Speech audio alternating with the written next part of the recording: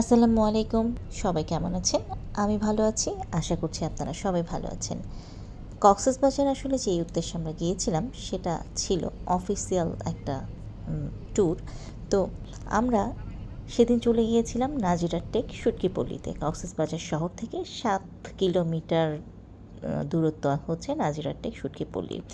তো নাজিরার টেক শুটকিপল্লি কিছু শ্রমিকের সাথে আমাদের একটা উদ্বুদ্ধকরণ সভা ছিল। যেতে যেতে আমি আশেপাশটা কিছুটা ভিডিও করেছিলাম এবং দেখেন কত বড় বড় শুটকি। এই শুটকিপল্লিটা কিন্তু খুব বিখ্যাত একটা শুটকিপল্লি। এখানে যে শ্রমিকরা তারা জেলেদের কাছ থেকে মাছ সংগ্রহ করে শুটকি উৎপাদন করে থাকে। এই যে দেখেন আশেপাশে এই যে বিভিন্ন বাঁশের ঘেরা যেই জায়গাগুলো মাছগুলো শুকাতে দিয়েছে, এভাবে ওরা ঝুলিয়ে রাখে অথবা বিছিয়ে শুটকিগুলো তৈরি করে। কিছু কিছু শুটকি তৈরির সময় শ্রমিকরা লবণও ব্যবহার করে। এটা ওরাই বলেছে। ওদের ভাষ্যমতে ওরা এখন কোনো কেমিক্যাল ব্যবহার করে না শুটকিতে।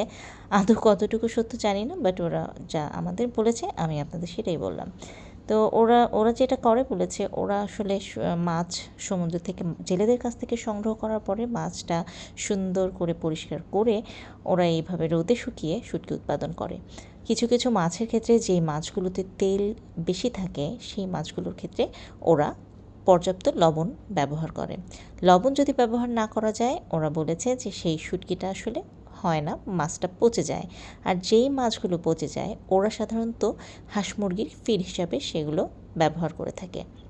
এই যে দেখছেন এরা কিন্তু সবাই হচ্ছে শুটকিপল্লির শ্রমিক, কিছু আছে মালিক আছে, আবার কিছু আছে শ্রমিক নেতাও। তো এদের সাথেই মূলত ছিল আমাদের সভাটা। ধন্যবাদ।